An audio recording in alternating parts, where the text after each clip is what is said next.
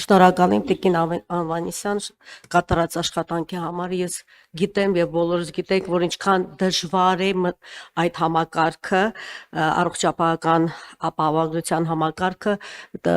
տարբեր իշխանություններ Հայաստանի Հանրապետության փորձել են, խոսել են, բայց չեն մտցրել։ Բայց մենք ռիսկ ենք արել, մենք գիտենք, որ շատ խնդիրների հետ կարող ենք բախվել, բայց գնում ենք առաջ։ Հարցերս հետեւյալն են. Փուլային ներդրման ռիսկերը տեսնում եք թե ոչ, քանի որ ինչքան հասկանում եմ 3 տարվա ընթացքում չէ ամբողջությամբ մենք պետք է այդ համակարգը մտցնենք եւ եթե լինեն օրինակ չարաշահումներ բժշկական հաստատությունների կողմից ենթադրում եմ ինչպես ենք վերաբերվելու, ինչպես ենք կանխելու, կխնդրեի այդ երկու հարցերին պատասխանել եւ եւս մի հարց նրանք ովքեր օրինակ որ երկրորդ կամ երրորդ փուլի ժամանակ պետք է մտնեն այդ համակարգի մեջ, ինչ անեն այդ մարդիկ, ինչպես պետք է չունեն իրենք ոչ մի բան, ոչ առաջ ոչ 60, օրինակ 63 տարեկան է կամ 60 տարեկան է, ինչպես կարող ենք մենք օգտակար լինել, շնորհակալ եմ։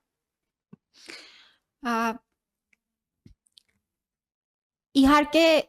համակարգը 3 տարվա մեջ ներդնելու որոշումը եւ որոշակի առումով ռիսկեր ունի, որովհետեւ այո, ընթացքում մարդիկ են մնում, որ հաջորդաբար են մտնում համակարգ, բայց նաեւ օգնում է եւ հնարավորություն է ստեղծում, որ ավելի անցնցում իրականացվի բարեփոխումը, որովհետեւ իսկապես սա շատ մեծ թվով անձանց վերաբերելի բարեփոխում է եւ թե վարքագիծ, թե աշխատանքի նոր ձևաչափ, էլեկտրոնային համակարգեր եւ այլն եւ մեր բժշկական կենտրոնների կարողություններ, այս ամեն ինչը 3 տարվա մեջ ներդնելու որոշման հիմք են հանդիսացել, որ մենք այսպես սահուն կարողանանք ամփոփել։ Այո, ունենք քաղաքացիներ, ովքեր որ ուզում են օր առաջ մտնել այս համակարգի մեջ, մենք հասկանում ենք, բայց գիտեք 30 տարի կարծես սպասել ենք, եւս 1 տարի, եւս 2 տարին, այո, պիտի ինձ թվում է շատ ավելի իրատեսական եւ կարճ ժամանակ է, որ պիտի կարողանանք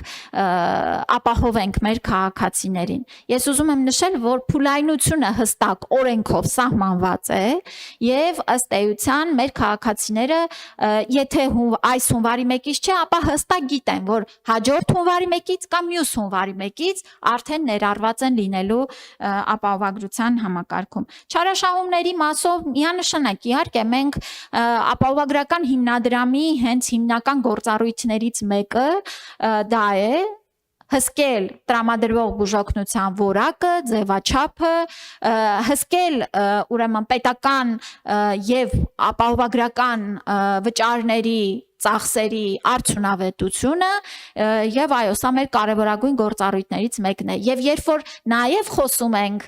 ծառայությունների գների կամ ընդհանրապես գնային քաղաքականությունից, ես այստեղ էլ ուզում եմ ասեմ, որ մենք բոլոր հիմնավորումները արգումենտները, հաշվարկները դիտարկում ենք, բայց պետք է շատ նաև աչալուրջ լինենք, որ անհարկի ծախսեր թույլ չտանք։